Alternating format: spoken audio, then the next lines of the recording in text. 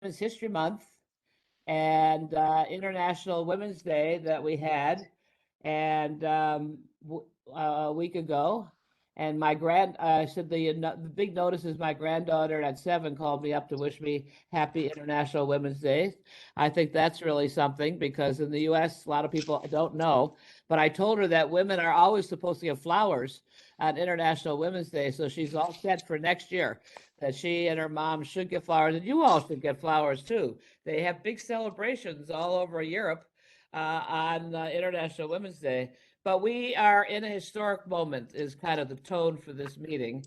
That women in our community, I said when I came in 1969, we had no women leaders except the district leader, female, Marie Finley, and Adele Haynes from the Republican Party. So there was no other elected women. And the first big group came, 3 women ran and were elected later on. And I can't remember when Carol Bellamy and Liz Holtzman and what's her name, was a Polish woman from upstate, got elected to the to Albany, and that was a big thing. So here we are with almost all of our elected officials are women. Tommy, sorry about that, they are, and we have more women running, and we had candidates that ran, and we have the city council that has more than half of the city council. But Diana Reyna, who is helping to facilitate tonight, I think people know Diana. We were talking before today that part of the goal that we're asking you to consider tonight is that we have women there. How are we using that opportunity? Well, how clear are we about the fact that, oh, is somebody kissing you? We're getting kisses. My goodness. Oh, That's my son. oh boy, I was gonna say kisses and everything. Anyway, No, he came home and he wanted to kiss me. that's very sweet. If my son did that, I would be extremely happy. Anyway, the point is that we have to have, what are we asking for? Now that we have women in power, what do we as women want? Obviously, there's many things we may want, but what for women? We are 51% or more of Williamsburg Greenpoint. What is our campaign? And because it struck me again that even though we have this women's committee, we've been there. People stand up for women. People are quite feminist. All the candidates that run talk about women, but they don't say what issues. Today we were on that Jane ran a whole international meeting on the climate change and the environment and what women were doing. And what women are doing is amazing. So women on the ground, these were all women on the ground. These were not elected officials. These were people doing and amazing strategies, amazing things. But what is it we're calling for? And hopefully tonight we can get a little bit clearer of what we're calling for. And we had invited the elected women to this meeting. We have run into a problem with the budget in Albany and several other things. But we are quite excited by the fact that we have our district leader female, and we have the person that we've been waiting to see for quite some time, our new city council person, who has had her baby, but I was hoping that that baby was going to show up here tonight. Since it's a girl, we thought we'd start early. So we have 2 elected officials, and we have several people that are now running for office that are here. So I want to, let's see, is there anything else, Jane? Because we want to surface the issues so if there's somebody that's a good documenter, Bothina, are you a good documenter? Just key issues, if you'd write them down, that people say, so that we can go forth. Like right now, Tommy was bringing up a whole host of issues before we started. So we want to hear from you too, is the point. And Diana is going to facilitate this dialogue this evening. Diana, we are so excited to see you back here. It's been quiet for a little while in your building your new life. And now we hear that Diana is running for lieutenant governor of the state of New York, and she's willing to try to put herself back in the ring. But that is not what she's talking about. She is facilitating the meeting. Diana. Thank you so much, Jen. It is such a pleasure to be here, Madam Chair. I am excited to just be able to have an opportunity to be able to extract what is information from all of us, where we build upon what can be a women's agenda that we can really resonate across the city, right?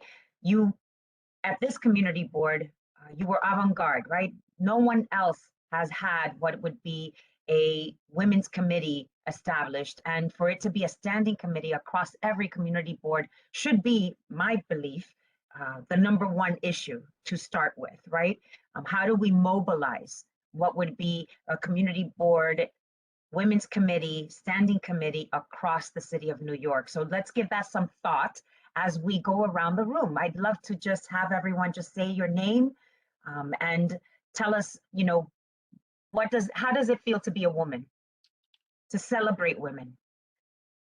I feel like a warrior. Jane, do you want to go next? You're muted.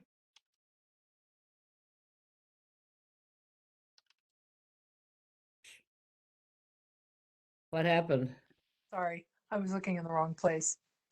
It feels great right now. I've been nervous about this United Nations panel on the neighborhood women and climate change and women's health. And but there were such amazing international women doing great things. So I feel really excited, and I survived that experience. So that feels good right at this moment.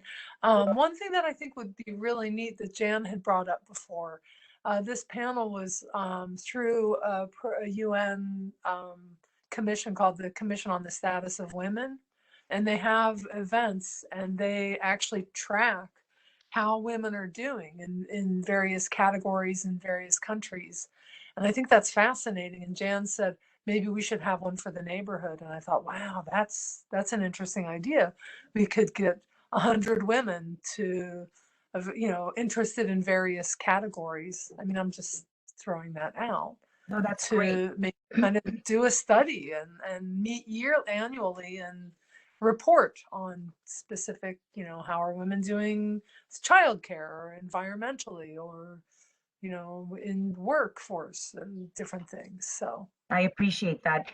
I wanted to just give our council member, Jennifer Gutierrez, an opportunity to just, you know, share some of your thoughts as to what you hear in the council as far as women elected to office.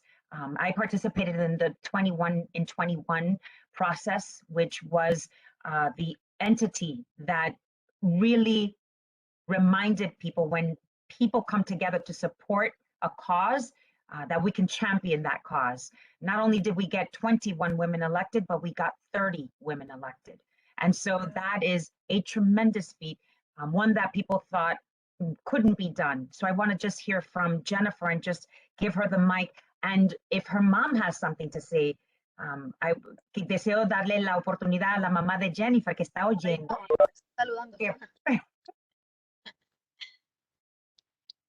Thank you, Diana. And again, I will turn my camera on. I'm just driving, so I want to be safe. I'm just driving her back from a doctor's appointment. Thank you so much. Obviously, I love being in these spaces with Diana, especially. Diana first hired me to work at the council, and I'm so very grateful for the path that she has created for women, for Latinas, and honestly, just for folks that have often felt marginalized and have never felt access to government. I think Diana was an excellent mentor for me to have, and being unapologetic in that way. So I think you all, the Women's Committee, elected a great facilitator.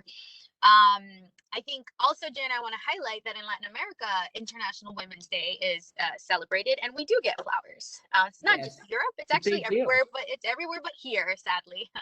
That's right. But we will get there.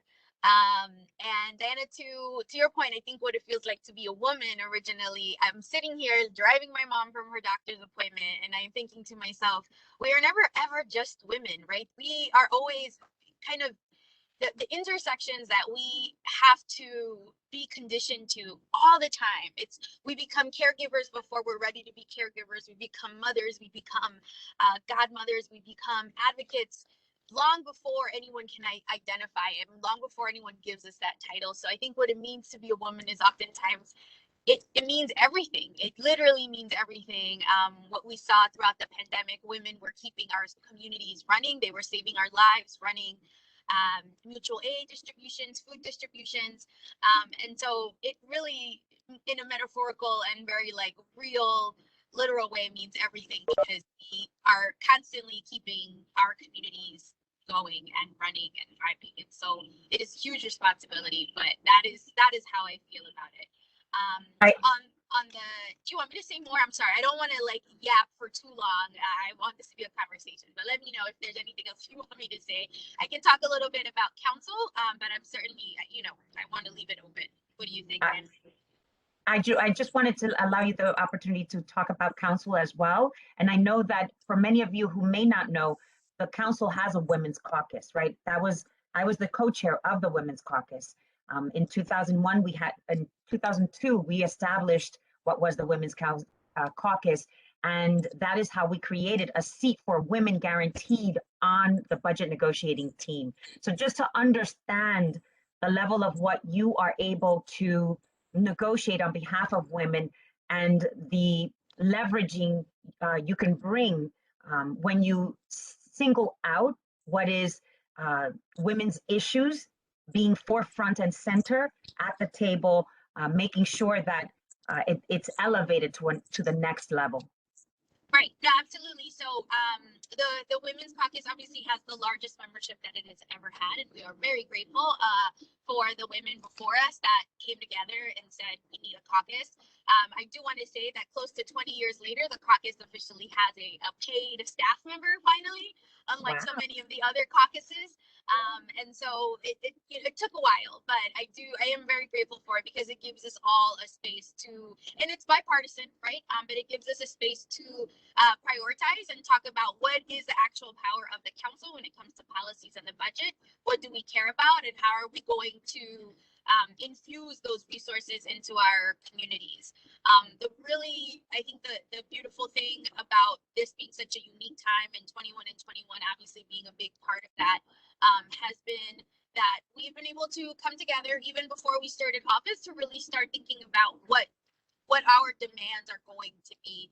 The Women's Caucus is hosting a press conference tomorrow at 1 p.m. in honor of International Women's Day. But the conversations about our budget initiatives are happening now, right? And so it means when we're talking about universal childcare, when we're talking about pay parity, those are all, I think, policies that the council in the last term have started to kind of introduce those conversations, and now it's up to us to really codify all of those movements and all of those asks that we've been asking for. So something that I think is really meaningful for me is in this conversation about investing more in social workers, right? That was something that I think was tossed around a lot as a means to create a solution for over policing and injustices, but the majority of social workers, the whole industry is about, I think it's like in the high 80s women.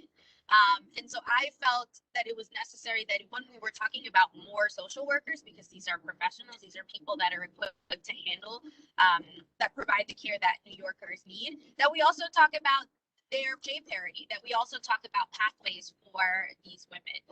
So what I'm learning in the short 3 months that I've been a council is that we can ask for all these things, but really we need to be able to also support the resources necessary to put out a, let's say, a social care. You're cutting in and out, Jen? Oh, I apologize. I'm driving home now, but I can hold off. I should be home in like 15 minutes. I'll be here. Excellent. I apologize. I'm just crossing the. No worries. Drive safely, park safely. And with that, I wanted to Yes. turn to, while Jen settles in at home with her mom, I wanted to just give the opportunity to hear from what is Tish, who had been a long time advocate. You know, when it came to environmental issues in the neighborhood, when it came to what would be issues of housing, issues of nursing home facilities, senior services. Tish, you were there. What does it mean to be a woman to you? And how have you seen the growth of women's issues in the neighborhood? It's so good to see you. Wait a minute.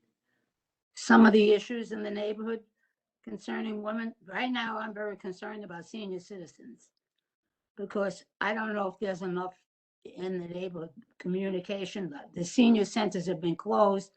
And I know now that I lost my husband that we need some facilities that have people trained to help people like me at this point in my life. Social workers. Social workers. I know I'm not in Brooklyn right now, but when I do get back, if whenever, I would like to see some programs geared towards the seniors, because I know the senior centers have been closed for a while.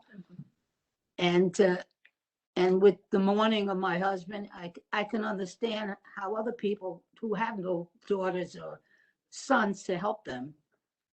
You know, my daughter is precious, but I really feel for people that don't have anybody.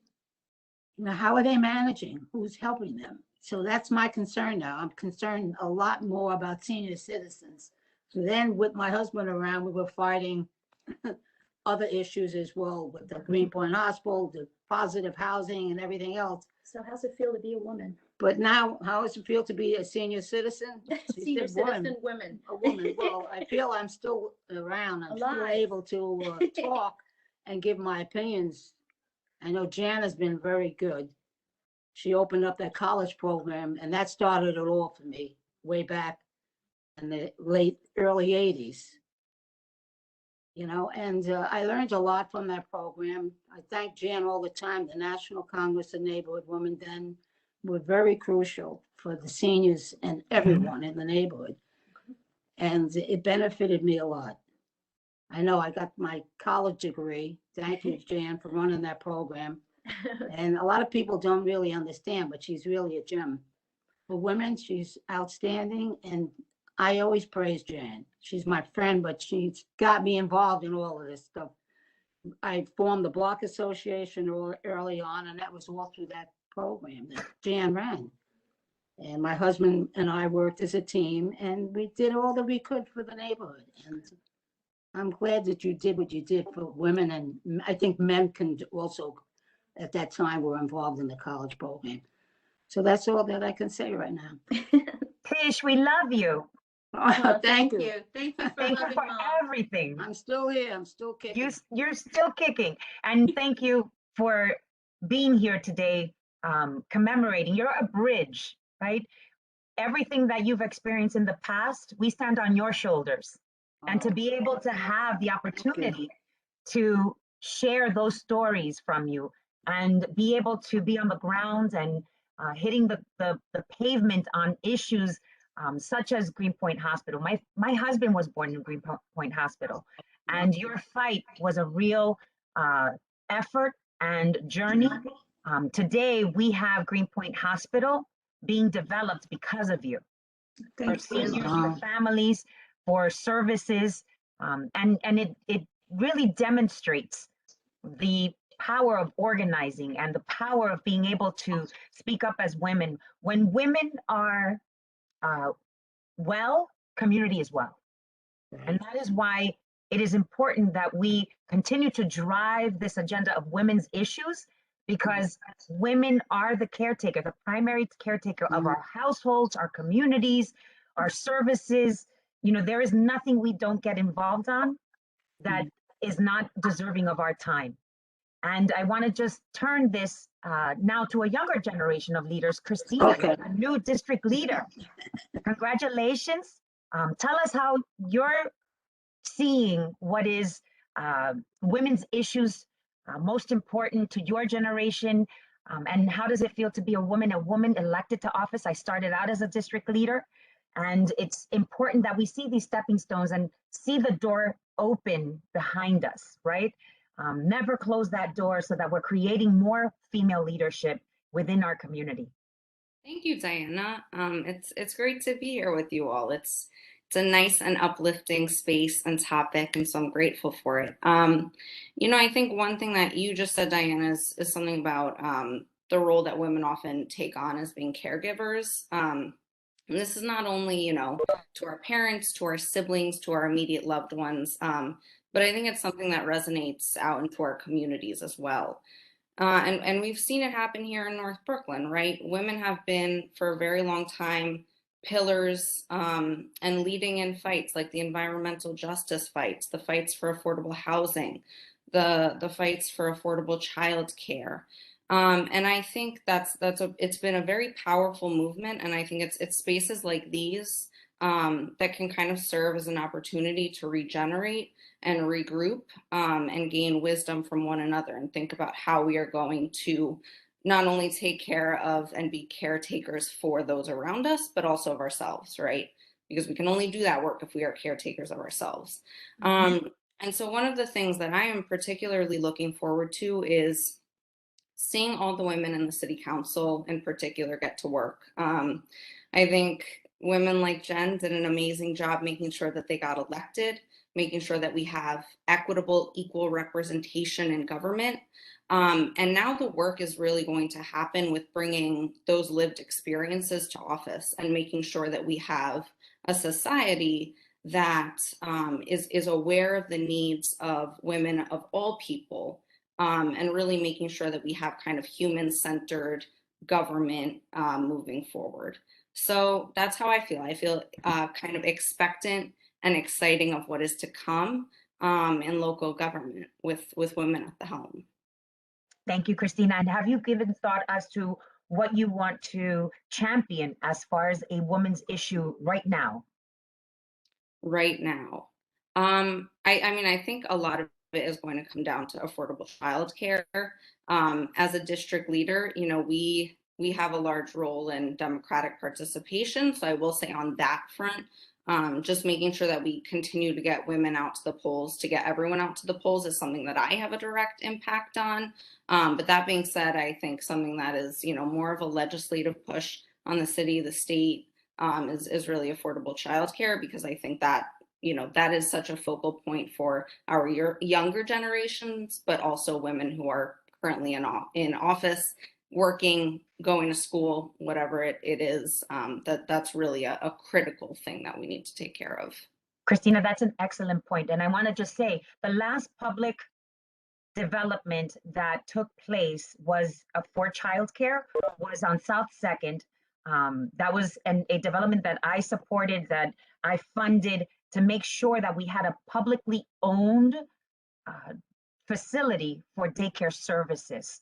And it's important that we incorporate more of that into what would be development, right? So when we think about zonings or development that is coming in privately owned, that we are pushing for these facilities for the opportunity to have commercial space dedicated for daycare services, right? We have a fantastic, one of the premier programs at Nuestros Niños of home care providers, right? These are the daycare providers that have group childcare in their home. That was mobilized back in the 80s, teaching women who were taking care of just informal daycare, right? I was a child of Los Sures, Williamsburg, where my mom would leave us with the next door neighbor, and she will always remind us how she'll never forget the day she went to pick us up, my sister and I. We were 1 and 2 years old, and I happened to open the door. She asked, "Where is the babysitter?" And she was gone with her daughter to the store, left a 1 and 2 year old alone, right? And these are issues, right, that if we're not formally training our women who are caretakers, right, or men, the opportunity to be able to have safe daycare centers or safe child care services, can hurt our community. And these programs are precious. And so we want to be able to support them, making sure they have all the resources they need, and expand them, right? Because it doesn't have to be just formal child care services. We have a variety of that type of service. And these are wonderful providers who open their home, stay late, and start work early, cook for their children. The children spend more time with their child care provider than they do with their own parents. And it's unfortunate, right? But this is what being a woman today is all about. Yes, Jan.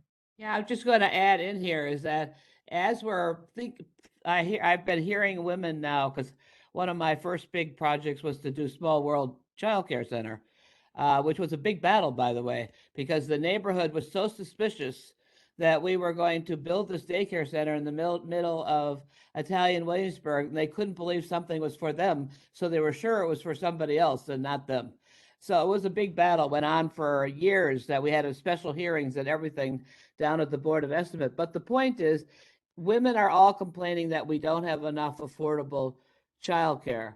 But what specifically, we don't have to solve this now, but I'm saying with Jennifer and our district leader, if we could get the specifics about what is it that we're advocating for, because on one hand, somebody's, I don't know. Everyone can mute, that'll help. I don't think that's me.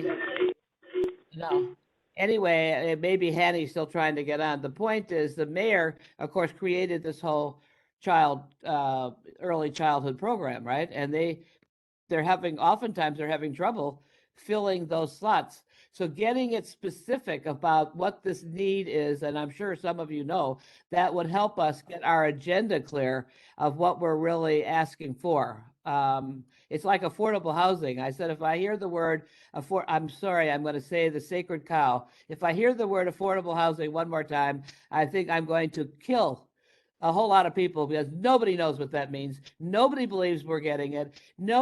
Everybody knows that the price keeps going up, and a lot of the people that are getting whatever is affordable housing are not the poor. So, and that doesn't mean that only the poor should get it, but we have to get, I think with our women's committee, if we can have a couple people here, or even if Jennifer, if this is one of your issues that you're going to bring up, if we could ask you and maybe even get a couple college students to really get that clear, that would be good, because all the daycare centers are fighting with each other over getting kids, because they're having trouble getting certain kind of kids, but it's other kind of kids that they can't take. So there's something that which I don't understand, but I keep hearing it. So yeah, I think to that point, and this is just like what I know anecdotally in my conversations with, regular parents and moms and dads. So, I mean, obviously there's the obvious issue of displacement, and I think the folks that have been moving in, having children, the traditional rate that a lot of the generational families did. But also a lot of these daycare centers in Nuestros Niños is a prime example, is, they are in communities of color that serve those communities of color. And so when those communities are displaced, they are now kind of in between a rock and a hard place, trying to recruit families, trying to get kids into their programs to fulfill a lot of their I would say, like, government contracts. And it's not something that is exclusive just to Nuestros Niños. I'm just using them as an example, unfortunately. So the conversation it's a twofold conversation. One is about gentrification and obvious displacement, and what that means, and how that impacts not just enrollment at daycare centers, but at schools. And, schools are experiencing the same vulnerability that our daycare centers are experiencing as far as the funding that they are owed when there is less enrollment. That's the same that's happening at daycares. And the second is, how can we modify these contracts? How can we modify daycare centers are meant to be community facility spaces. They're meant to serve families and working families. The conversation needs to be about how can we modify their contracts? How can we create more opportunities for them to be funded and to provide these services that is not directly correlated to a family's income, that makes it so that if that family is displaced if a wealthier family moves in, now they cannot, now they're empty a seat, now they've lost a seat.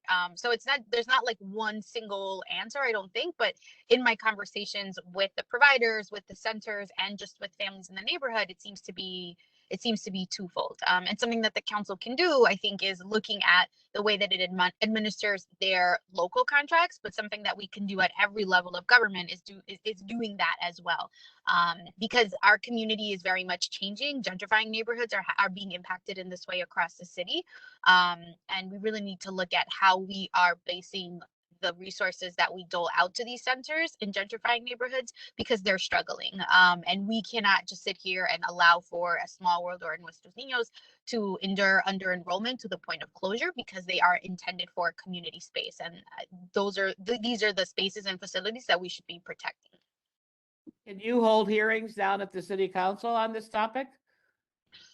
Me personally, no, but we can talk about that. Absolutely. I think we have the opportunity through the women's committee on gender equity, for example. Like, if we are kind of making an ask of a very specific topic, absolutely. We can also have an overlap in committees. It could be a combination of youth services, general welfare. But yeah, absolutely. Yeah, just to end that point, I think does this sound to you all that are here listening, that this is a pretty important area for us to go more in depth on, not tonight, but that we circle this one, because we have a number. We have care, we have the environment, we have senior issues that Tish brought up. But this issue, like our daycare centers, unless I heard them wrong, which is possible since I'm now 80 years old and my child is long left, that they say that they're not even organized together as a group in Williamsburg Greenpoint, because they're competing with each other so much because of what you're saying there. I mean, this is horrible. So obviously change has to take place, because we cannot, and I will say, since we have many Democrats on the phone, is that these are the kind of issues that are not helping the Democratic Party, is that when government creates structures and regulations and rules that are so much that people cannot do what they need to do. And I think that is a pretty important area for us to consider, if that makes sense to the rest of you. But that I certainly would like to put that out there as a critical point. And not, by the way, not one person asked 2 trees for a daycare center when they've been out there giving money.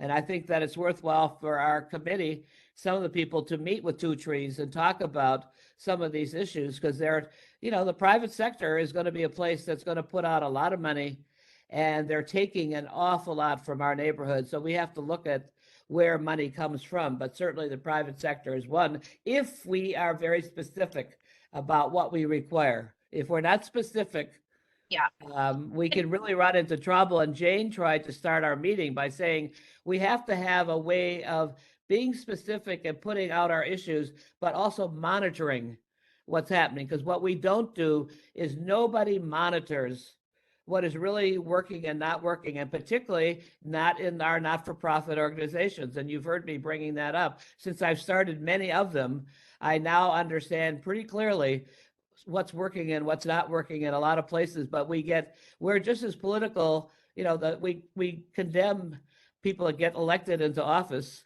We want you to be there, Diana and Jennifer and the rest, but then we condemn them for being political, and then we aren't speaking up ourselves about what we see, because we don't want to get people upset.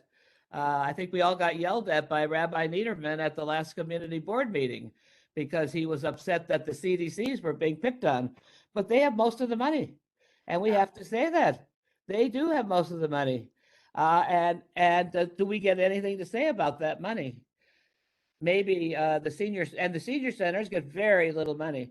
If that's not true, it's an imbalance. Jen, can I just want to quickly add that it's not solely about more daycare centers, and it's not just a conversation with 2 trees about why there's no new daycare in the waterfront. It's about daycares that are serving the families that are in need. It's about daycares. It's about like an entire new system that is serving working families, single income households. It's not just like, I've seen a number of these daycares spring up in some of these luxury buildings. They'll stick a daycare sign on there because they are mandated to provide facility space, but these daycares are empty. And I don't think it's exclusively because there's no kids to fill them. I think it's because they're not necessarily there to serve the poor. They're not there to serve communities that look like us. So it's not just a conversation about like creating a daycare. That's It's right. how like these families are not coming because they cannot afford it, because there's not enough vouchers, because the whole income-based system is a little is screwed up.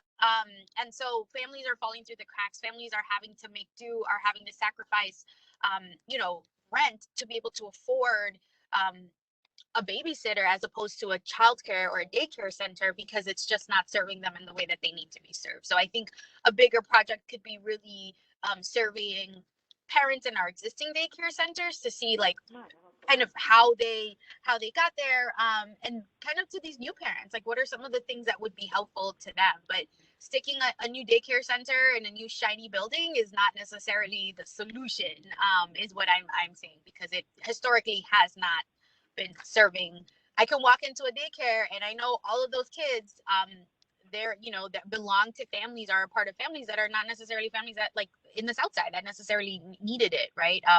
Oftentimes their parents are still working from home, and I'm saying everyone should have access to it, but what I mean to say is it's not just creating a new daycare center or a new facility space. It's really talking about who are the families that need it and how can we make sure that they can afford it and that they're accessible to them.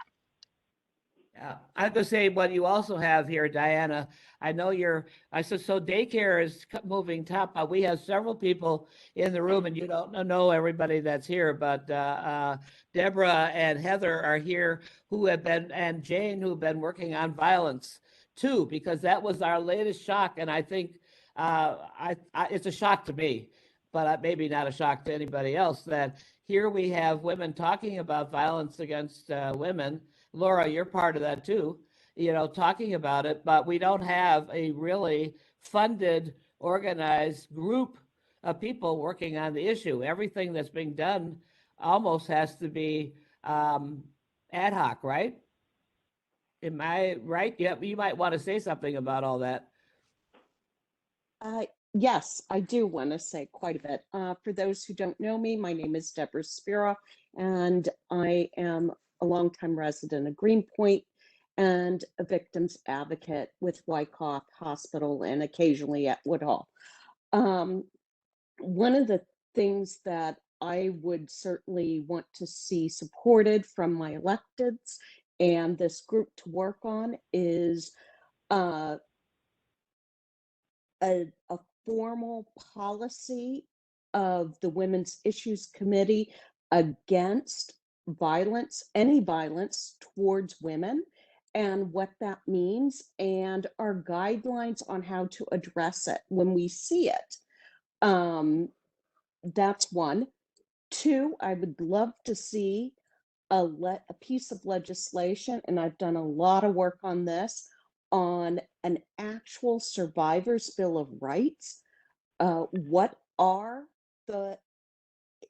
have it spelled out and legally delineated within a piece of legislation exactly what our survivor's Bill of Rights would be within New York City. Currently, there is not one. There is also not one at the state level. Working on that as well. And three would be more transparency within our smaller groups, and also asking of the community council, what is the actual pay disparity between our electeds, gender-based?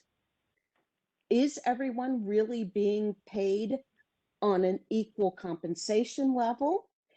And the last one I would like to see would be, and this most likely would have to be a federal, a national health study, but currently there is no long-term study. I'm talking 20, 30-year study of what sexual assault and violence against women, what are the long-term impacts, both from a medical physiological standpoint, cultural, social, and economic. Those are the things I want. Oh, that's all. That's it. That was fantastic, Deborah. That was laid out beautifully. Thank And if we could follow that path to victory, that sets the bar high, and it's achievable. So we have our marching orders, right? And I just know to that brag, Jane, I'm sorry for interrupting, but to brag about Deborah, she did pass the Safeway Home Act because as an advocate, she saw that a lot of survivors were walking home after being assaulted. And so I'm very proud. Deborah, you could talk about that for a quick, just to let people know, because I think it's really important that people Well, understand that. So when she talks about legislation, she's serious and she. through my work as an advocate, victims advocate, I was really shocked and surprised that someone who comes into a hospital or any medical center and receives treatment for sexual assault, more often than not, they're medically cleared and they're released. That after that visit, they're not normally admitted to the hospital, and they were simply given papers and they leave. And there was no addressing how they had to get home. And frequently they were having to take the subway, walk home, didn't matter the time, day or night. Oftentimes when someone has been assaulted, their handbag is, their wallet, their cell phone is taken. They're not in the mental state to be taking public transportation home. And I was able, with the help of my elected officials, to get a piece of legislation written and passed into law that requires transportation to be offered free of charge to the patient home from the hospital. So I think, and Jane, you're Safeway Home Act. see Yes. what we're doing tonight is, by the way, how this committee we wanted to operate is that because we have a lot of people that have run for office, will be running for office, and are not maybe running against each other, but that this committee this is where we give appreciation to what women do. And I just want to say is that Jane was appreciating Deborah, but Jane herself took single-handedly, you took a young woman that was being sexually harassed in Greenpoint, and I don't know if she's on here or not on here, but you helped her stand up and get a man put in jail, right? That was you? Actually, Christina helped me help her. Okay, So Christina. I went to Christina Naplotarski, who used it as an opportunity to meet with Eric Gonzalez, and But then isn't he it something that we yeah. don't have a place? We have to do it ad hoc and people have to volunteer. Yeah. But I think it's amazing that you did that, Christina and Jane. there's also, Jan, a great opportunity to really try and audit what are our resources, right? So I think back to Holla Yeah. Back, and Holla Back is an organization that will, you call them and they will accompany you, right? It is Wyckoff and Woodhull using a resource like Holla Back? Do they know about Holla Back? So these are resources that should be at the tip of our finger. And we're going to have training from Hollaback soon, I think. Is that, are you going to set that training up, Jane and Laura and the rest of you? Or Yeah, actually, I had offered it to Deborah Benders from Cooper Park Houses, and she said this morning, she actually called me and said that the committee who they, I went to their build the block meeting, and they said they don't want the training. So I'm working on another angle with her right now, something else, but yeah, so now we have the free Hollaback training, which we could offer to this group. Again, we could just offer it, just open it up to the community, I think. Yeah, I agree. It'd be interesting to Yeah. find out why But I Cooper was Park trying to doesn't do want it the training. for the Cooper Park houses, so. Yeah, she was just on here before, we lost her. I know. So- She was on earlier. Jen, I have to leave. My apologies. I have another meeting at And we exactly do that all the 6:55. time. We were lucky to get her. She couldn't get on forever. Can we give some love and kisses to Diana? And Thank you we're so not much telling for you the who to vote opportunity. for because we are obviously nonpartisan, but she is running and we love her from all the work, concrete work that she has done in our neighborhood as a volunteer and as an elected person. I've been at meetings with her and I was just blown away by what she knows. You know, those lawyers don't have anything on people that have to learn all this stuff without the law being at the center of it. But thank you. Thank you for Greenpoint Hospital. Thank you for how long did you support Small World and Swinging 60s, by the way? Oh my gosh.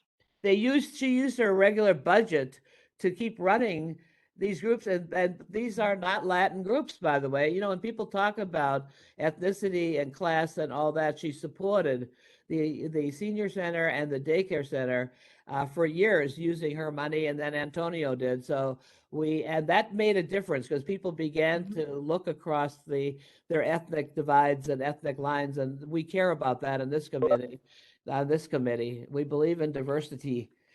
Anyway, thank you, Diana, Thank you for for having coming me. in. Oh. But we I got some look- issues going, and if you have any thoughts yourself, And when please you share leave- them. Yeah, Right, share the report once you're done with the notes so that Yeah. I can review them, and I hope to come back. But I really want to make sure that, you know, the Women's Issues Committee becomes a standing committee across all community I boards. And think that is that she something, raised a very good point that we might want to. What do people think about that as she's going? Is to invite representatives from different community boards to see if they would like to consider establishing a women's committee at their boards. Because I don't know if there's any in Manhattan. There was one at one point I heard, but I never saw it in action out in East New York somewhere. But do you think Oh, that's, so- we could May ask, I I think, interrupt? Somebody just texted me that someone wrote, and it's okay. I'm not upset at all. I just feel like it's a point, and I don't know about this coalition, which I'm thankful for. Also feel like the Women's Committee is a white lady twilight zone because they never include North Brooklyn Coalition Against Violence, who serve mostly Black and Latino communities. I think we should invite thank you for the suggestion, North Brooklyn Coalition Against Violence. Does anybody know that organization? no? do. The Coalition Against Family Violence. Okay, course, well, they're we'll invite them organizing. next time. I don't see- Patricia Ross is the director, and she Okay. actually lives. Oh, yeah, I've heard you uh, talk about yeah, you. um, yeah. She has a very busy schedule. You know, Can I just say, let's not, Oh, I know you work with her, no, right? but I want to just say is that when, this is the sad part of our world right now, is that people, instead of just saying, by the way, we get into all this stuff all the time that always makes somebody feel bad. We have a pretty diverse group here, by the way. And I think that it is, so part of our rules here is that this committee is open, first of all, to everybody. Nobody is stopped. We go after people. I've gone after almost every public housing leader 10 times, you know, and we I will know. continue to do it because we want public housing on the committee. Jane has been meeting with Deborah Benders, but I'm saying is that people, we don't have to put each other down to say we want to be included. And if you have evidence that you think that people are not included, then do it. But we have not left anybody out. We have there's no funding. We're not a funded group. This is a Yeah. volunteer group. So We can do better at outreach, and I'll work on that. I know. Well, everybody can, you know, so you see somebody that you think is missing, please do that. But I consider ethnicity and class are part of the diversity, and we have a lot of that right here. Anyway, thank you for that. And if there is somebody knows that group, call them up and just say we were told Deborah that works. we with left them. you out. She's told me about them, so. Yeah, but okay. Is Marie Aragona on the call? I see the name. She's the other elected official. Are you there, Maria? Yes, I'm here. Oh, you're so quiet that I can't get used to this. this when you become a judge. I think Maria, if people now remember, our judge, our Hi, Maria. judge. Hi, everyone. I'm happy Yeah, to and be there's here. Tommy Torres saying hi to you. Hi, Maria. The question is that, first of all, we're agreeing that more work has to be done on violence, right? And that we have a group here, and obviously you can reach out to this other group that's not here, that is meeting and trying to form a coalition. Is that a fact, Heather? And is Well, as I have been working since our last meeting on compiling a list of resources that are current and active within the North Brooklyn community. I've got quite a bit compiled already. I also have a wonderful resource guide that I'm in the process of getting permission from Wyckoff Hospital to share it publicly. I don't want to just do that on my own, but really outlines what to do and the resources that are available if you have experienced specifically sexual violence so specifically. one is we're mapping and counting what resources we have, which is what Diana also recommended. But you are also meeting together. You have a group that's beginning to talk about forming a group, right? Yes. So people that really want to make sure that the Williamsburg Greenpoint, not just North Brooklyn, Williamsburg Greenpoint, right, has more of a what would you say, money, resources, have a plan of how to deal with the issues of violence, which seems to be growing. And I know Heather and other people have been meeting. So people that want to work on that issue should let Deborah know about it. Is that a fair thing, Deborah? Can I put you on the spot? Certainly, they can let me know about Or it. Heather, I and- mean, she's there too. Yeah, Yeah, and I'm here and I Yeah, have been doing outreach. So I'm paying attention. I'm just kind of busy. Yeah, Uh. we understand that. So people, that this is one of the areas that we are now forming. We're looking at what we have and what we want to go and what we need in our neighborhood, and we're trying to make it so it's grounded in actual community. And I said, what Neighborhood Women has, just as and I've brought it up before, but we have a number of the people that were on the other workshop, Jane, that you ran, work on safer cities. It's a global UN program that we can bring out at any point people from other countries that are doing work on sexual harassment and violence. If you want to have a panel, a discussion, you want to hear from others what they're doing, it always helps when you hear from others, and they can hear from you too. We Sorry. have done, you have the built environment, and you had whose mother was it? Was it Laura? Somebody's mother that raised the issue of no lights in a park.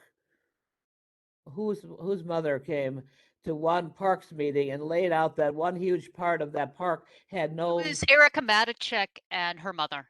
That's what it was. So Oh, it's yeah. it's those kind of issues that we want to be able to point out, because we can get the Parks Department to put lights there, right? I mean, she's been on this for a while.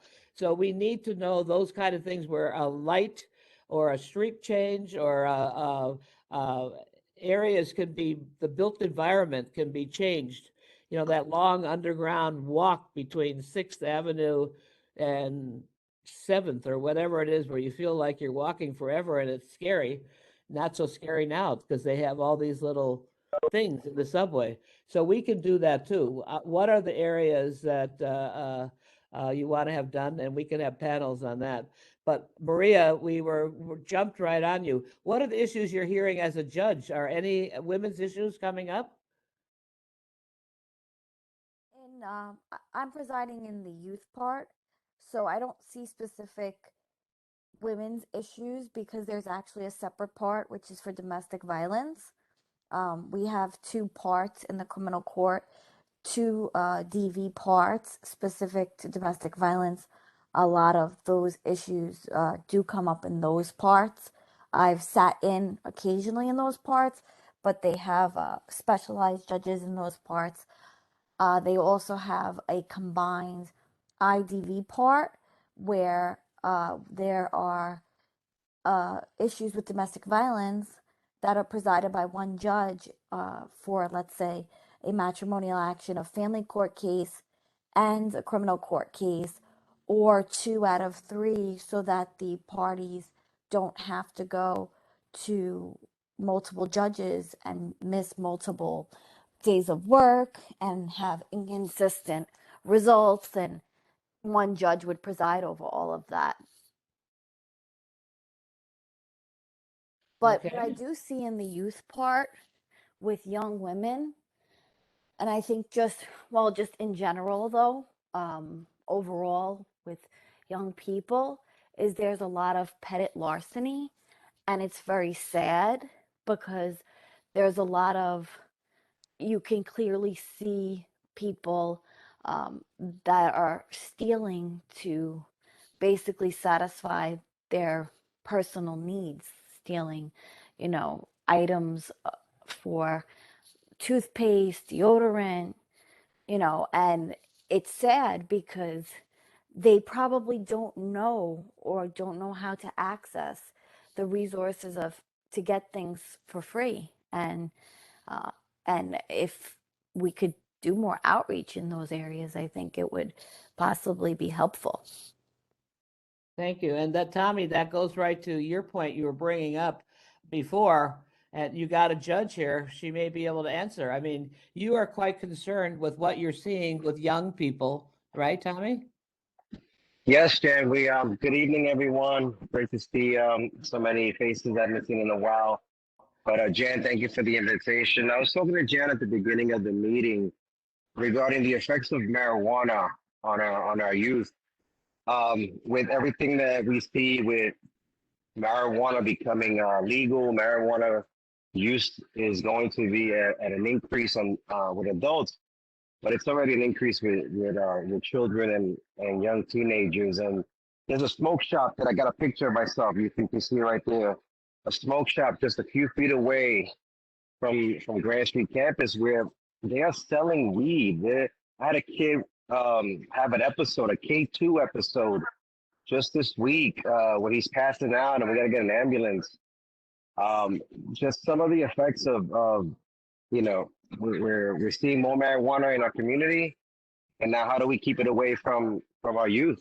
And I have a big issue with that, and I'm going to do what I can to find out what's the legality. How do these places get their licenses? How are they allowed to sell? And I'm working with the 90th precinct. I'll be working with the community board, and let's see what we can do. I think that's a big issue. There are a lot of issues that arise with people committing crimes, not necessarily marijuana, but a lot of substance abuse and a lot of treatment options that we have available as alternatives. There's a supervised release. It's called Brooklyn Justice Initiatives. There's also a specific part of the courthouse that Judge Arriaga presides over. It's the step part.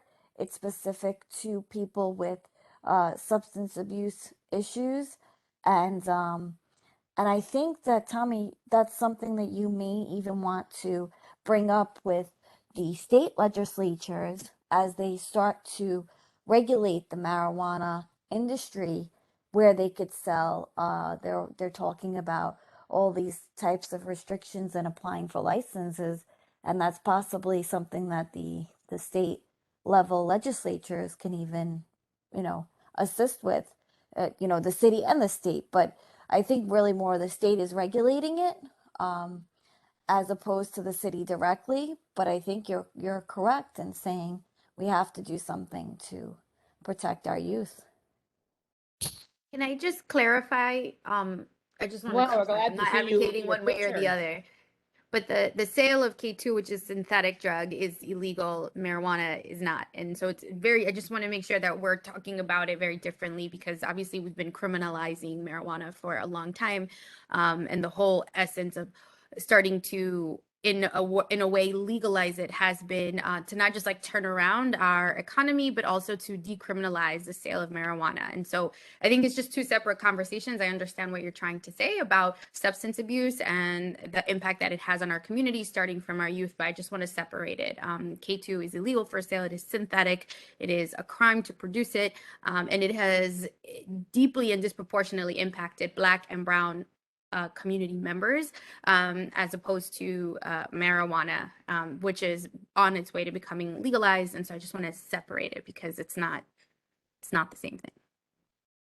So. We're glad to see your picture now, Jennifer. I said, who is that beautiful woman? I was looking. Oh, you missed the baby. I brought her out for 2 seconds. Yeah, where? We saw the baby. I saw the baby. Well, how did Thank I you. miss the baby? I missed the baby. I'll bring her around. I'll bring her around. Okay. So Can I jump in for a second? Just because please jump in. I was wondering why you were so quiet over there, Victoria. I just wanted to say hi to everyone before I have to jump off. It's really great to see you all again. And I do have one thing you were asking, you know, what our priorities should be as a women's issues committee this year. One thing I would urge us all to seek to define, there's currently no definition of violence in the United Nations Charter. There is no definition of violence really in any penal code or criminal code, whether that's the city, state, or federal level. And one reason why it is so difficult to prosecute violent crimes, and you have different stipulations for what constitutes violence, but that doesn't bleed into the online sphere, and also doesn't account for the mental effects that a lot of incidents that happen to women kind of result in physical violence, but that's usually the last stage of harassment, of abuse. And so one thing that I really strongly believe, having been the victim of a lot of abuse last year, and had to step back from politics for a little minute because of that, is I really urge us all as a women's committee to think about what that means, and especially when it comes to online harassment, what the effects that has on the women around us, and whether we feel comfortable even stepping up to support those women, because in a lot of cases that can be dangerous in itself. So with that, I know it's a big question, very high level question. Wait a minute, Victoria. An important one. Yeah, but are you going to? Thank you, everyone. Wait, Victoria, don't run. We're all. Thank you. We love your research, Victoria. Are you going to be looking at some of this yourself? Because she does really thorough, and we have a number of them, so we'll get a hold of you later. But we're going to need some help at pulling some of this kind of information together around not just violence, but the childcare thing that we raised before. And Frances today from El Puente said that, and she's not here at this meeting, but she brought up the fact that, and Jane heard it, that they have a campaign on the air and the pollution in the air. And we have been talking about this air issue and how sick, and I know Laura Hoffman, you know, you come out of this, that this whole thing about that we live in a community that is one of the worst communities in terms of pollution and what it does to our health comes up, but we never knew exactly what to do. But I think that it would be worthwhile to listen to El Puente about their campaign on the air and clean air and their fight for it, because Woodhull Hospital certainly is talking about it, but we haven't gotten anywhere that I know of. And that doesn't mean anything if I don't know about it, because there's a lot of other groups that are working on the environment. So maybe people have been working on the clean air. Jane, with all the environmental work, is that, besides Frances bringing it up today, is anybody else? Well, North Brooklyn Neighbors has been doing a study with NYU. There are various things going on, but that could be a topic for another meeting if you want. We're not going to talk about it now, but I'm saying it's still one of our priorities. We've had it, we come out with it, but as you can see, if we can't get specifics, see, like Deborah was getting specific. right? Now we have to take each of these areas and see if we can define what we really want, because these can affect all these campaigns around the $1 million that the council people put out. Right? We can put out ideas for them. We have the budget. This year, the budget went out of the community board, and you were there, Tish, and you were there, Bozena, you were there, Tommy. There wasn't one issue that came up that was around women, none. So I think we have to look at where do we want to place these things and what do we hope? And that's, Jennifer, we know you're just starting back to work, but we're hoping that there's good communication with you and with Lincoln and with the other elected people so that we can have more coordination about what are the priorities, particularly on women. So that's where we're headed. Francoise, I haven't heard anything from you either, or Ryan. And Bella, I know you're there. I'm just going to circle back quickly to, if I can, to elder care, because I think right now the city budget is 0.5% is going to be allocated to elder care. And it's also being cut at the state level. And I would just ask Jen and other electeds to really look into that and to start advocating, because it's a growing population in New York City and New York State. And they're also living on a fixed income, especially in North Brooklyn, where the cost of living just continues to increase. So we're seeing a lot of issues around food insecurity, obviously healthcare. But there just seems to be a lot more we can do if we're able to allocate, just even 1% to these people who've called New York their home for their entire lives. Yeah. Francois, And thank then you. it comes down to caregiving. So Jennifer, you see that the ads for the first time ever this year now, you're seeing the caregivers asking for a decent wage. So they're definitely, it's the first time. I mean, this is the problem with childcare too, is that people are underpaid. Yeah. So we have And to it's women that are filling Right. these roles. That's what Absolutely. I'm trying to say, is that if we can get, whether it's students or whatever, we have to get the figures for Williamsburg Greenpoint.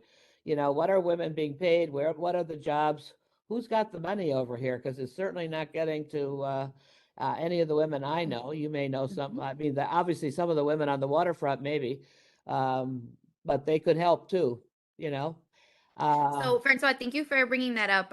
It's something that's obviously very personal for me. As my mom lives with me, I'm very happily and very proudly her caregiver.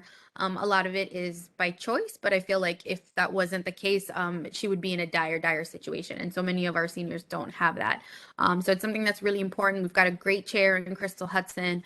And so when, just for everyone to know, when a lot of us talk about budget justice, this is exactly what we're talking about, right? When we're talking about the resources and the money that we're spending to support our aging population, our youth, summer youth, after school programming, I mean, they're drops in the bucket. And a lot of these providers that are doing these roles are really making a lot with little. And so it's really sad if we're looking at the budget holistically when we think about how much of it goes to some agencies versus DFTA versus senior services. It's really like 0.1%, 0.5%. It's really, really sad. And I'm really glad that you brought that up. It's something that I care about. And so yes, we're going to be pushing for it. And I think that is the unique opportunity that Majority Women Council have, is because so many of us are the caregivers, that we're going to be able to talk about this in a real way and from personal experience. And Deborah, you brought up a good legislation piece earlier in the call about pay parity, not just amongst elected officials. I can't answer that for you. I'm hoping that we all make the same as men. But on the city front, the council last term passed a reporting bill that forced all city agencies to report on what women and what men were making comparatively. And there was a huge discrepancy, women versus men, and particularly Black and Latina women versus white men and white women. So unfortunately, sometimes these are the unsexy policies that we have to do, right? It's like, let's get a reporting bill so we can understand what we're up against. And so that takes a little bit of time, but reporting bills are really crucial because it helps us address what the problems are. And so I would love to keep having a conversation about it, because what I think what we need to then start legislating is understanding the private sector and how they're compensating women, because it's easier for us to demand city agencies to provide salary information. It's a lot more challenging for us to demand that from the private sector. But I think that that's obviously the next step. I think we're trying to add the not-for-profit sector too, Jennifer, because Absolutely. because I am old enough now that I know we built the private sector. And I'm not going to bring up your situation, Bozina, but I'd like to, I'd like to, because I said, what happens to women, that we need to look at it, and the not-for-profits have to know that they're being held accountable. This idea that because you're a not-for-profit, I mean, I look at, like, we don't know that Williamsburg Legal Services, most of us do not know that that it split up. People haven't even been told that, Jennifer. And and what's happening to that building? What are their services? Because the only women's group that existed here for a long time was Neighborhood Women, and who helped Yeah. us? Marty Needleman. Nobody else over there. And I said, and we come back to the fact that we had a lot of help going on with Women's Swim, and when they broke up, that was it. It was all dropped, and the violence against women is all South Brooklyn Legal Services. Nope, nothing. I mean, they may do something here, but we have no idea. So there has to be a way that there's more accountability. And I ran a not-for-profit and do one now too. That means it includes us. I don't mean Yeah. other people. I'm saying everybody has to look at what they're doing and how they're doing it. And this idea of monitoring, which is what you're saying, because you also have seniors that are being abused. And I have brought up here about my neighbor who was taken over by Vera Institute. And it's the worst thing. And that was Vera Institute, which is a good not-for-profit. And what she was sitting up there in her house. And I went in there, and there was all kinds of stuff that was questionable. She only got fresh food once a month and stuff like that. And they said that that's acceptable behavior. When I called up the agency to send out somebody to monitor, they came out and they said this is acceptable. So we do need to monitor, is my push. And Bella, because we're getting near the end of our time, Bella, are you there? I'm here. Can you hear me? Yeah. Can you hear me? I can hear you, Bella. I just wanted to worry say about your husband. I wanted to say a few words.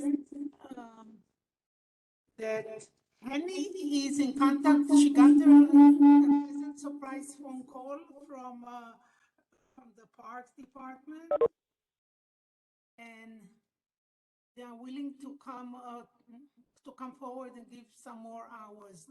Actually, only another hour or two, which is also fine.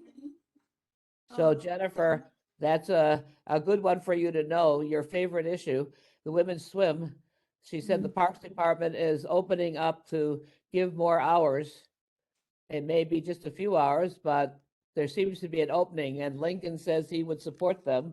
I don't know where. I know that this was always a harder issue over there, but we hope that you're supporting, because it's been a long time. That pool is underserved. The bigger issue is not just the Hasidic women and Muslim women and older women and all them, right? But the issue is the use of that pool. And the fact that, to me, and you all here can have a different opinion. I thought that the community board existed to advise, but not just sit there nammy-pammy advise about what services are needed and how they're operating. I thought we were monitoring how a service that we brought into the community, whether it's daycare, senior citizens, or what, was operating. And the only agency that I've heard that doesn't believe that it has to have any accountability up until now, and maybe it's different, is the Parks Department. They feel that they get to decide what should be done and how it should be done. They'll let you come out and give your advice on design, which we've all done, and then not necessarily is that design followed. So the pool is still a issue where it's being used because of the way it's programmed. So and I just want to say I'd like that. to say a few words if possible. A few What? words. Okay, go on, Bella. That it And should you know really that Bella's be the first Hasidic woman on the board. Of course. First, hours should be distributed more equally, not equally, more fairly according to the demand and the demand of women.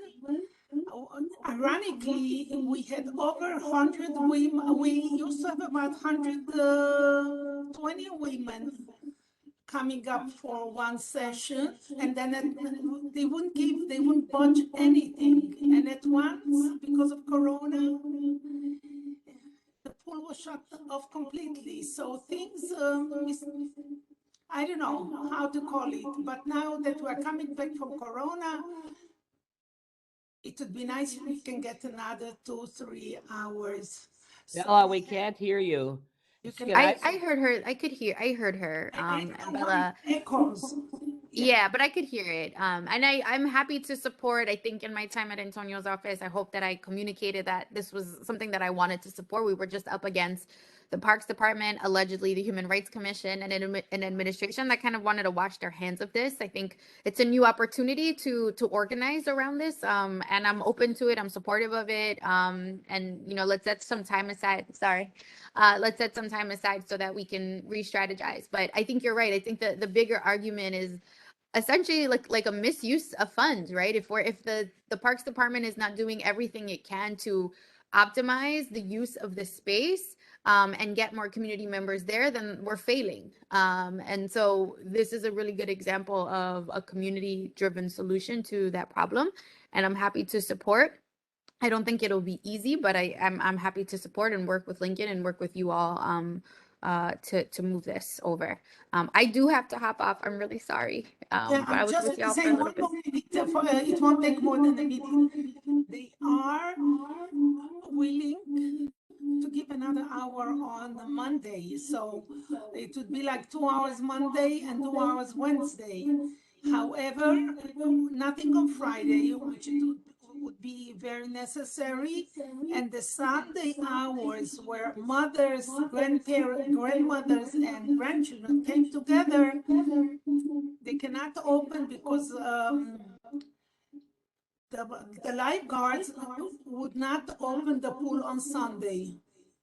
And now after Corona, I think it's very important psychologically so everybody can unite and bind together. Everybody was so separate. Okay, Bella, Jennifer is saying she is willing. I don't have to call you Councilwoman Gutierrez now, do I? Jennifer is saying that she's willing to meet and she'll help plan, and you with her, a meeting where we bring everybody back together to talk about this. And because we have a full group of people, not just from the Satmar or from the Hasidim, but Muslim and other women that have been part of this whole thing, and older women, and some of us that have a little extra weight that don't want to be public either. Want an older, this is all has to do with age again. So no thin young women there.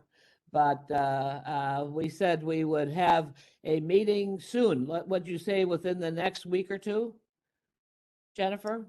For me, it might have to be a little later just because of the budget hearings, but I would say if in the next month might be more feasible for me. So why don't we plan the meeting, Bella, and those people that want to work on the women's swim issue, Tish is on the Parks Department, and I have been a part of that, right, Tish?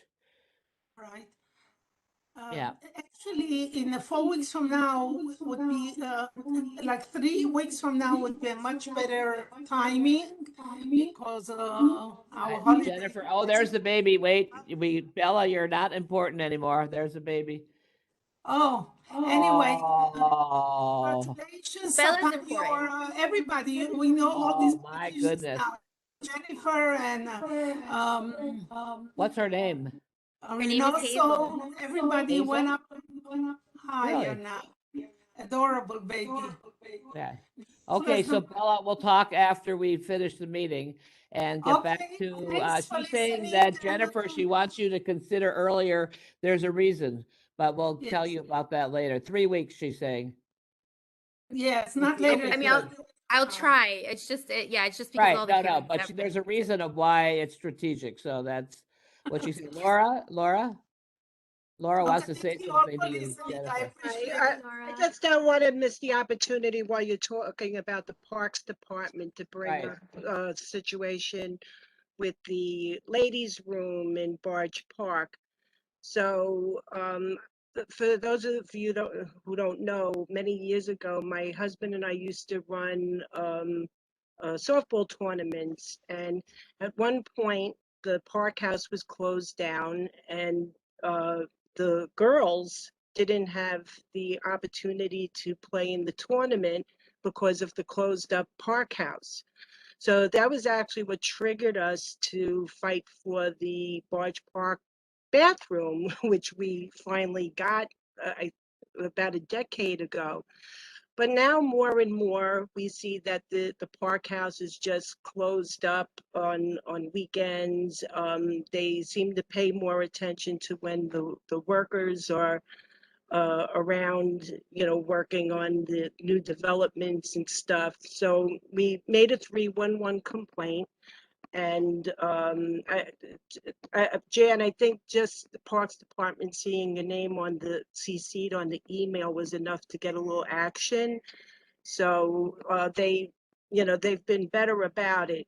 But I wanted to put that on everybody's radar, and that also to put on everybody's radar that the bathrooms for women and girls is I mean, in the parks, it's a women's issue because the women cannot utilize those parks. So I think that's something that we should automatically be pointing toward every time there's a new park and no bathroom. So can I just piggyback on top of that really quickly? Because I actually think it's an entire Greenpoint issue. We do not have, families and people who live by transmitter. We're just starting to say that it's an incomplete park because it does not have any type of comfort station or bathroom. I think it was the third busiest park in the pandemic, creating the most amount of trash. So, people were just going to the bathroom all over the garden. So there also was, a small, but, a small footprint, but there was an environmental impact. And then also American Playground, those bathrooms are really not usable for the same reason. So if you look at Greenpoint, we do not have functioning bathrooms in any of our parks. If I could add something to that.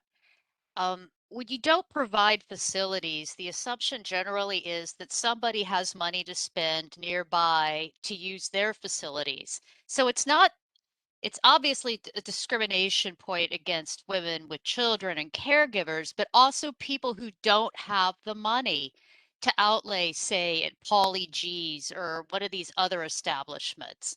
So I just wanted to shoehorn that one in there because I think that's very important. You're creating a hostile environment for people who just simply don't have the money, but want to use the park.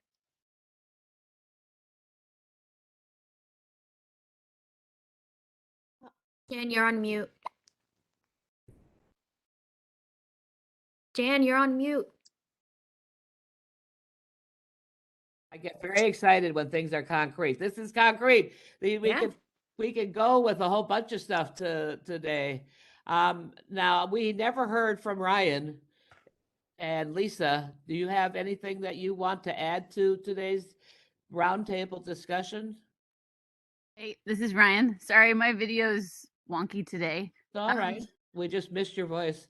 It's fun listening. I'm Jan's not the biggest fan of this, but as we talk about budgets and thing, I'm just always, we need to look at our police budget and see who's being served by it and who's not. And when we talk about needing more money for parks against domestic violence, I'm a person that stands in the camp of we should be looking at the police budget. But again, that's my 2 cents.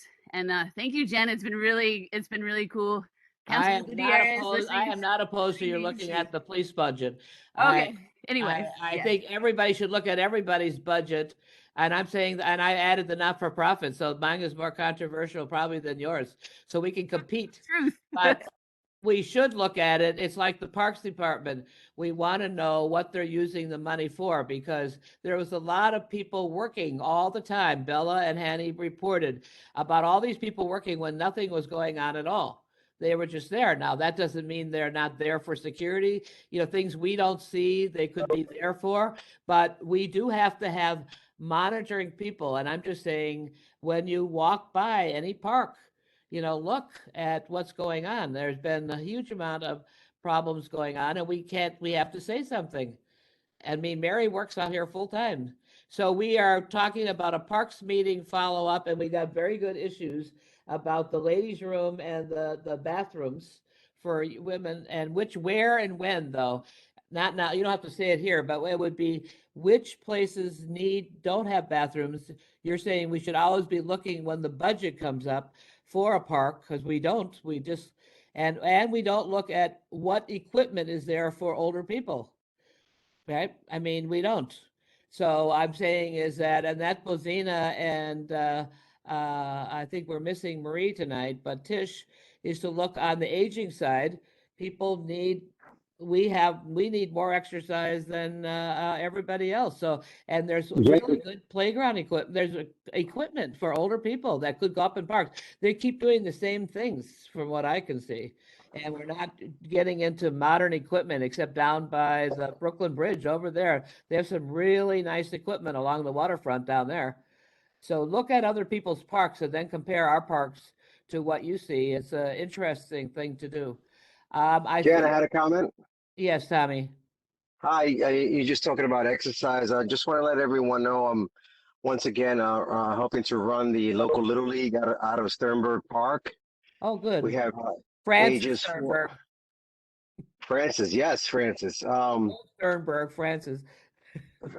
Lindsay Park, to some of us who grew up in the neighborhood. But Francis Sternberg Park, Lindsay, ages 4 to 12. We have co-ed baseball available for all our youth in our community. So anyone is interested, please just follow up, give me a call, a text, email. And by the way, Tommy, you recall that when we brought up this topic before, when you and Frank, were really talking about sports, there was a question, and this is just something you all could look at again, that when we make everything co-ed, only certain girls benefit. And that's just something to look at. We come up with solutions because it's cheaper, right? Just say co-ed. Like my granddaughter won a big prize for the Derby in the Boy Scouts. She built her little car and she won big. And there was only 2 girls in the whole troop she's in. And then she joined the Girl Scouts too. So she joined them both. But the point is, everybody can't compete in that same way. And they don't all like competition done in the same way that the boys do. So I'm just saying, some of you that are teachers and educators and into sports, look at that. And you should look at that, because you raised that issue before, Tommy. You were concerned. We definitely have opportunities if there are coaches who have we have to identify the young ladies, the girls, the students in the community that may want to compete in a all girls softball or all girls soccer. We definitely will take on volunteers and those that can help us find those opportunities for our young girls. Right, but you know what I mean, because you were the one that raised those issues. That what do we teach? What does the Parks Department teach in the parks? Do they teach anything, or what could the schools teach? Like you're saying, you're running this team, but you're teaching people how to play baseball, I'm assuming, right? Yeah, but who teaches girls how to play basketball, or boys? I don't care. But who's teaching? Why do we not have more recreational people around setting up more sports, or is there enough? Maybe there's enough. I don't see it, but that No, doesn't it's an mean a lot issue. these days. It's an issue. I have Anyway, some, do we have anything last? We're going to close yes, and we're going to yes, I say do. nice things to each other when we close. Deborah? Uh, Unfortunately, I think Francois left, but both Francois and Victoria brought up an issue that I would like to address here so that perhaps the Women's Issues Committee could come up with some sort of policy or standard. During, Victoria mentioned how she was treated as a candidate, how it rose to the level of abuse. Francois, during a Democratic club meeting, was asked not once but twice about how she could possibly run for office, hold office, and childcare. That question would absolutely never be posed to a male candidate and is not regularly posed to a male candidate, and no one said a thing. I think, especially as a being part of a women's issues committee, I think that it would be wonderful if all of us made a concerted effort to call out this blatant discrimination and support other women, regardless of whether or not you support them in their political views or whatever situation, whether it is online harassment, street harassment, someone needing support to report a crime, that we actually in the moment, or if it's not safe in the moment, follow up with the committee saying, we're not going to stand for this. Deborah, I think you've raised a really important thing. Do the rest of you feel, kind of shake your head, yes? I'm glad that Deborah brought it up because if And she have- had and- not have brought it up, I would have brought it up. The Wait, recording of wait. this is online. Is this Heather? Yes. Okay, because Heather's next and then Maria Aragona. So go on, Heather. Okay. The recording is online and you do hear people objecting to this, but my concern is who was in the room? Our politicians were in the room and I would like to hold them accountable. I mean, they are my elected representatives. And if somebody was to say something like this, I would expect them to jump in and mitigate that situation immediately. And frankly, that doesn't seem to have happened. I mean, the club in question does seem to have issued a statement. They can't control their members, but I would like to know what they did in terms of following up with the people who made this ridiculous line of questioning. Okay, I think what Deborah is saying and we can do is that you can have, which normally we have, but what we call basic agreements. This is how we operate our meetings. And then if somebody says something, like I got carried away at the community board the other night, it would not have been inappropriate for somebody to say, wait a minute, Jan, International Women's Day, be nicer now, or something. But I'm just saying, that you can call the person, and I certainly am willing to be called on anything that I do, but we should make a set of agreements for meetings, because we've had to do that in the past when everybody was getting into the streets, the safer streets, and people were so afraid that if we had a meeting, that people were going to be jumping all over each other, which they didn't. But I think I think that you have a very good point. Let's work on a code of what we think is acceptable code of conduct of how a meeting is run. And then what happens if somebody violates that? They just get called on it. That's all, and stopped. Because if they had stopped, and Victoria has mentioned, by the way, for a very long time, and I don't know the details of all her things, but she mentioned it early on in her campaign. And I never, you don't know when people, either way, we have to have a way of what does support look like when somebody puts out that kind of comment? Because we can't take on every issue, obviously, in the world, but hers was pretty serious at the time. She was really asking for help and in her own neighborhood. So I think, does that make sense that we come up with kind of an agreement about at least how we will operate these meetings? And then if people are having other meetings that we're at, this is what we would do. we may raise our hand and say, excuse me, we need to protect women from being abused, even if we are, as we said, even if they're not our favorite person. But it's like the Hillary stuff. I don't care if I've supported Hillary or not, but it's so awful what they've done. Exactly. And it's on and on. Go on, Laura. And then, wait, Maria Aragona first, then Laura. And then I think we're near the end. We have a lot of issues. Thank you, Deborah and Heather, for bringing that up. Yes, I very. know that it's terrible what Francois and Victoria experienced. I'm an elected official, and when I ran in an opposed primary, my political career and legal career were threatened by sitting elected leaders of the Democratic Party. I'm not going to name names, but I wouldn't have been treated like this if it wasn't that I was a young woman and asked to step aside for a man. Well, I'm glad you're bringing this up, Maria. You obviously handled it very well. You won. Thank you. I had a lot of support from a lot of friends Yeah. and family and community people who stood behind Well, me because people they know who knew it you was the are. right thing to do. Right, Thank right. you. Laura? I think the code of conduct is a very good step because there were several times tonight that I would have liked to have spoken about certain things, but this committee especially, this isn't like sitting in on an environmental meeting or parks meeting. This is sensitive issues, and if we want to get really personal to bring out an issue or a problem, I don't want to see my picture online. I don't want to see it on a blog, on Facebook, and I think that's got to be agreed on in advance. Thank you, Laura. It's very important. We have not done that. We have not, I mean, we haven't done that either. We haven't put any pictures of anybody on anything.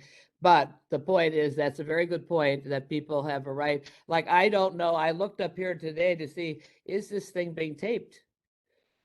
I don't know. Was this being taped?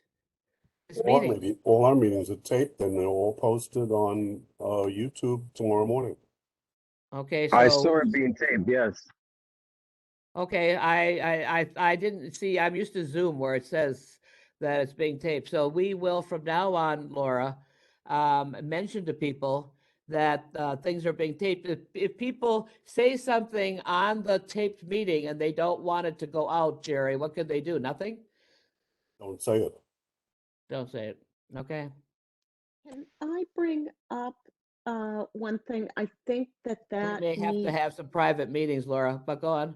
I agree with the idea of a private meeting, but I really think we have got to remind everybody who gets on this call that if they are talking about a sensitive subject, that they should not talk about another person without their permission, because then this becomes public knowledge and is being posted on YouTube, and it's easy to forget, and it could put people in jeopardy, especially when you're talking about domestic violence issues, youth criminal cases. Really, we've got to put warnings and reminders within ourselves, within the group, that this is a public forum, because it's easy to forget. And you see the problem, you see the other side of that. I mean, obviously people have a right to know it's being taped and that they should be careful about what they say, and other people like me who are not very careful should be careful, because I'm often not careful, because I said the other part of it, the problem is for both of you, and you can help figure out what we do, is that the voice of people doesn't get heard because of the secrecy of what's going on. It's like battered women's shelters were not secret when Aaron Pizzey started them, but people turned them into that. And people didn't even know here that St. Nicholas rents out apartments up there by Milton Street or whatever it is that are all for women that are been battered. People didn't even know that here. So I'm just saying, let's look at how do we handle the issues? What is confidentiality, and how do we make sure that people don't lose their voice? Because we also want women that have been battered and abused, I will say, to stand up for themselves and to speak out for other people too. So what would be the best, not now, we don't have to talk about it, but I'm just saying that is the other side, is that people begin to feel that there's something wrong with them, that they have to hide it after a while. Well, if their lives are being threatened, What? if their lives are being threatened, their safety, then But Laura, and since Deborah, those of you should start to think then, what are the process that our basic agreements of how we want to operate, since we want to talk about, I'm assuming we want to talk about sensitive issues as well as, we want to talk about what we need to talk about. Women's lives are complex, right? It's like Tish gave you tonight about she wanted to bring it up, right? That she's lost her husband, and that's hard. And that makes it more real about what kind of support that people need. I'm just saying is that, so let's figure that out. Bella, we're going to meet after. We're going to talk about how we can set up the meeting with Jennifer. I think, Bożena, did you speak up about, we've also had a Polish meeting this week. We could just say something about that, to talk about an international conference that's going to take place in Poland in June. And we had that with Jane and Bożena, and we had a really excellent meeting with high-level Polish women, right? Yes. About this meeting where there's, if they want to, there's space available to highlight the work of anybody can go to this World Conference. We can tell you about it. It's not a secret. But we were particularly, because it's in Poland, we wanted the people from Polish background to know about this meeting because it's a big deal. And it's also right at the time that, and we didn't say that tonight. See, I would normally have said that the war is going on in Ukraine, and we have a whole community. So this is the kind of thing that, we shouldn't be opening community boards and not mentioning the fact that we have a lot of Ukrainian people and a lot of people. And when Bożena told me, and I say the name wrong every time I say it, about what Polish people are doing, it's really unbelievable. I want to just say it's really, other people are doing things too, but how well you're organized and what you're doing, everybody has a chance to talk to you. Want to just say something about that?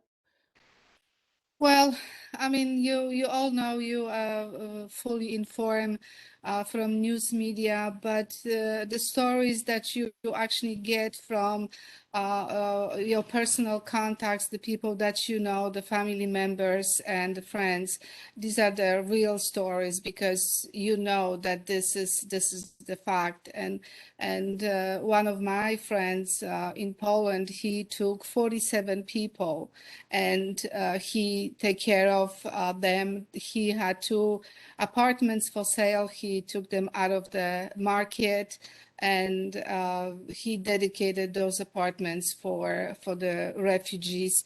Also, he had 2 homes, which they were summer homes.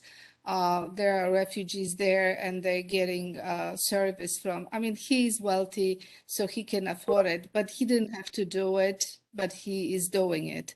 So, there's churches, non-for-profit organizations. The Polish American Congress had the telethon for 3 days. We raised funds on the national level for the Ukrainians and for Polish people, helping them. So it's a struggle, and my fear as a woman and as a Polish American, and knowing the region, knowing the culture and mentality of the people there, my fear is that this is just the beginning.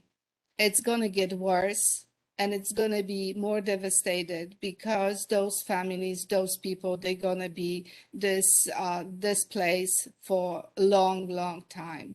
And the need and help will be tremendous. So with that on the side, which is, you know, very, very disturbing and very affecting our lives. I mean, honestly, it affects my life too, because I have a lot of friends. I have relatives that they married with Ukrainian and, you know, Polish Ukrainian families. So it affects me personally too. My family, my aunt who was born in 2029, she had the birthday. I called her and she was crying and she said, "I don't want to live. My dear, I don't want to live because what I see is devastating. Is the time from the World War II when I was running with my mother. We were leaving everything behind us. So it's a really tragedy that spreads throughout the entire Europe, and it's not getting better. So I'm very grateful to the community board, to people that you know, helped send a letter to the Consul General of Ukraine and Polish Consul General with our condemning statement condemning the invasion of Ukraine and you know, thanking for help Ukrainians and being grateful to Poles and also being grateful to United States and the generosity of all the people that are supporting, raising funds left and right. Whenever you go, you see donate, you know, get supplies, medical supplies, medicine, diapers, whatever, you know, that's very important. And I And with suggest that we could all wear the blue and yellow ribbon. I mean, Oh, I yes. would just suggest that if I this made is not, 50 of them. I I made said 50 every of them. politician in Washington wore their blue and yellow ribbon at Yes. this big speech of president. And I thought, well, that's a good idea. We could Yeah. put our blue and yellow ribbons on up at our houses too. You know, Yeah, I actually made 50 of them, and I'm gonna go on a business, you know, on the avenue, Manhattan Avenue, and all through the businesses, and I'm gonna give them out to the owners and ask them to wear it because that's gonna be well, we support. how many of you are willing to wear a blue and yellow ribbon? Oh, I'm wearing it every day, and we Well, have it's what happens when people support people that are from another group than themselves, Yes. that it really ends up That's meaning right. something. And what you just said about the Europeans, can you imagine? They were there. I mean, people my age, we were at the end of World War II, but they went through all that with no food and how panicked and upset, whether it's the Dutch and the Lithuanians, Latvians, and Estonians, and Finland, right there. Finland bought itself out of Russia taking it over. They bankrupt the country to be free from Russia, and here they are right again, where all these borders are there. So people are, and that means that all the international aid is going to change too. And And the you people that said, help, I mean, we have this woman committee, but look at all those people that are leaving. They're all women and children. The that's women are right. taking a major role of getting the children out of the country and, you know, going to be safe with them. And they don't know where they're going. They're just going to make sure that the children and the elderly are safe. So this is a major, I've also major saw role. mothers that left their children with the older kids and went back to fight. So you see, it's really something. So I think it's good for us to remember that this is going on. Ukrainians are here. Poles are doing a wonderful job, and of course, as Sanzi, if he was here, he'd be saying, "Excuse me, the Italians are doing a lot of work too." Right? They're No, taking it. So. I think we all grateful. We're grateful to everyone who is praying, thinking, helping, donating, supporting in any way the Ukrainians fighting They want and money, not food. yes, yes, but Thank you very much. some of them they need food and medicine. They truly Okay, do. I hope that this meeting was productive for you all. I will try to, and I know, who was it that took all the notes from me, Bozina? I did some Just notes. send it over to me, Yeah. and Tish, if you have, give me a ring if you have anything you want to say, and Jane. But thank you all. I think we got a lot done tonight. We're a little worried when our two politicians from the state all of a sudden couldn't come. So, but I think it worked out better actually, not to have so many. Jan, you owe Thank me you. a rad conversation. Rad. Oh, well, this is what I want to suggest. See, this is the problem of me. You can, we're always looking for another chair. So is that what Tommy is saying is that the argument that we had at the community board the other night was really the bigger picture, is that we've said this for a while, but we are talking to Deborah Benders and others. Tommy comes from Cooper Park, is that we think we need to lay out what the issues are with public housing right now, because it's at its most critical place it's ever been. RAD, that they keep talking about, is the privatization of public housing. And I think that if we can get a group of leaders, Tommy, because he would help work on this, is that we would have, and this we need to know from Deborah, Jane, is that we would have a meeting like this, but just focus it on letting the public housing leaders tell you what is really happening there. Because if you noticed, any of you were at the community board meeting, that you would see that the public housing leader from Independence Houses, Tommy, anybody had a public housing background voted with me against being sure that it was enough that this architect and the private sector guy that came to try to get approval for what was it, historic preservation, which was nothing wrong with that. The issue was who gets to decide, and the executive committee did, as Jerry found out. But we didn't know that when we started the conversation. We thought they just came in to get approval on something that we didn't know what the tenant association wanted. And I would like to say that tenant associations from now on, if they don't come to the meeting, have to send a letter, because that's not a good thing to put us into, protecting their participation, and they're not there.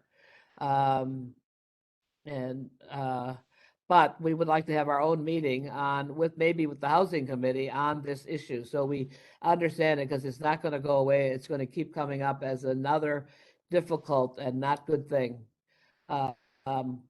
And every leader across the cities, like the Polish community doing all this work. People don't know about it. Well, public housing leaders are also meeting every Sunday, hundreds of them, because they're against RAD. We're